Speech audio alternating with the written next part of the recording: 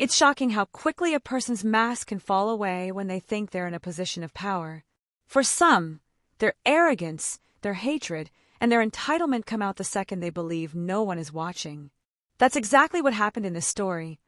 One that left an entire neighborhood stunned, a homeowners association shaken to its core, and one woman exposed in a way she never expected.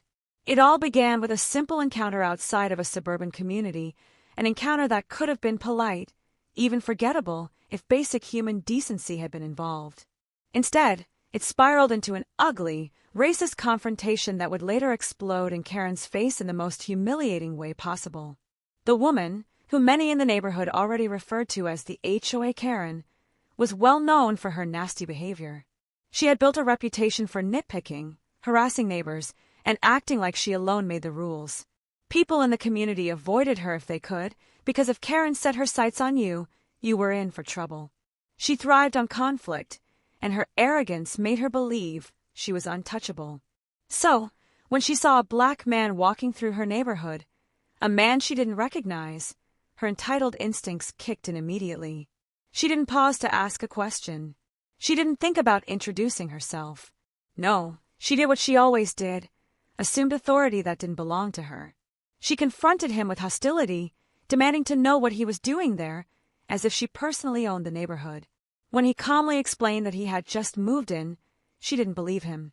Instead, her face twisted with contempt, and she spat at him, literally spit, something no one should ever have to endure. That single act exposed everything about who she really was. But what she didn't know, what would soon turn her world upside down, was that the man she tried to humiliate wasn't just another homeowner.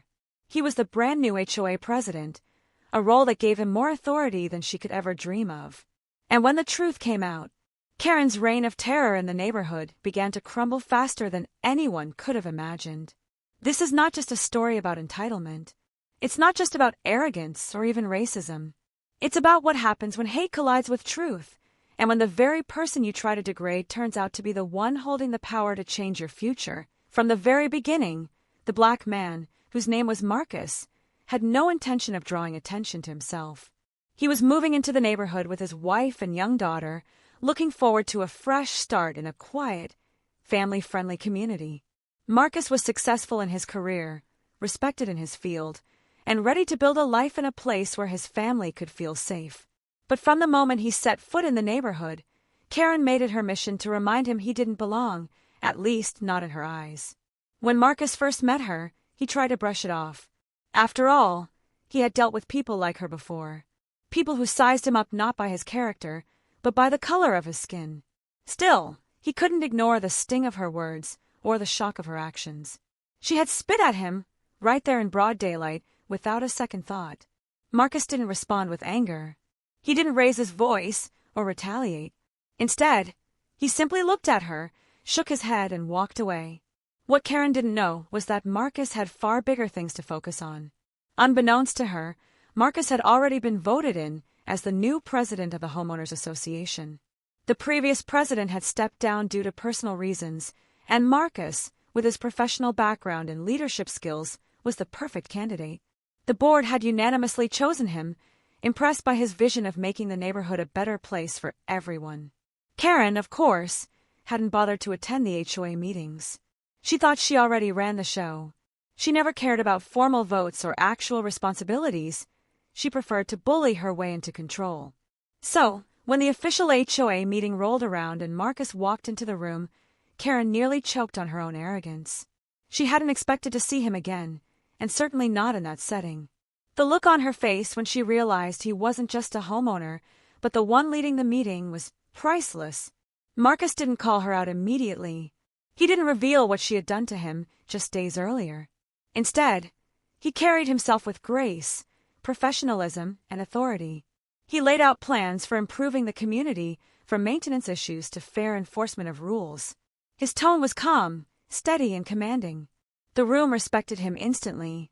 Karen, on the other hand, couldn't contain her fury. She interrupted him, tried to undermine him, and made snide remarks under her breath. She couldn't stand that the very man she had disrespected was now in charge. But Marcus didn't give her the satisfaction of reacting. He kept his composure, which only made her unravel more. Then came the moment that shifted everything. Other neighbors began speaking up, neighbors who had been silently enduring Karen's behavior for years. They shared stories of her harassment, her bullying, and her constant nitpicking. One family described how she had threatened to fine them for leaving their child's bicycle on the lawn for too long. Another recalled how she had yelled at their teenage son for parking slightly crooked in the driveway. The stories kept coming, one after another, until it became clear that Karen wasn't just disliked, she was despised. The only reason she had been able to keep her little reign of terror going was because no one had ever stood up to her before. But now, with Marcus leading the charge, things were different. Marcus listened to every complaint carefully, making notes, assuring each family that their concerns would be addressed. His calm, professional demeanor contrasted so sharply with Karen's outbursts that the entire room saw the truth. Finally, Marcus turned to Karen. Without raising his voice, he asked her directly if she had anything she wanted to admit or explain about her treatment of neighbors. Karen sputtered, denied, deflected, but the more she spoke, the more obvious her guilt became. It was then that Marcus, still measured and composed, revealed what she had done to him personally. He explained, in front of the entire HOA meeting, how Karen had spat at him, accused him of not belonging, and treated him with outright hostility.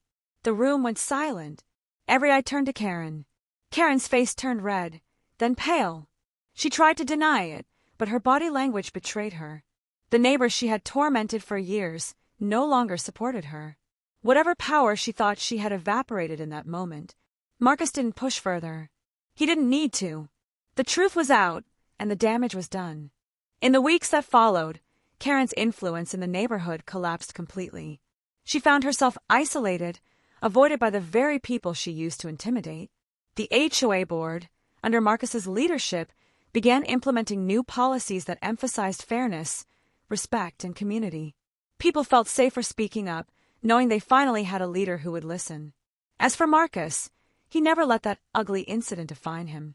He continued to lead with integrity, proving that dignity and strength speak louder than hate ever could. And Karen, she had to live every single day knowing that the man she had spit on, the man she thought she could humiliate, turned out to be the very person holding the authority she craved. Her downfall wasn't loud or dramatic. It was slow, humiliating, and permanent. Because once people saw her for who she truly was, there was no going back. This story remains a powerful reminder. Entitlement and hatred will always backfire. And sometimes, the very person you try to tear down turns out to be the one who rises higher than you ever could.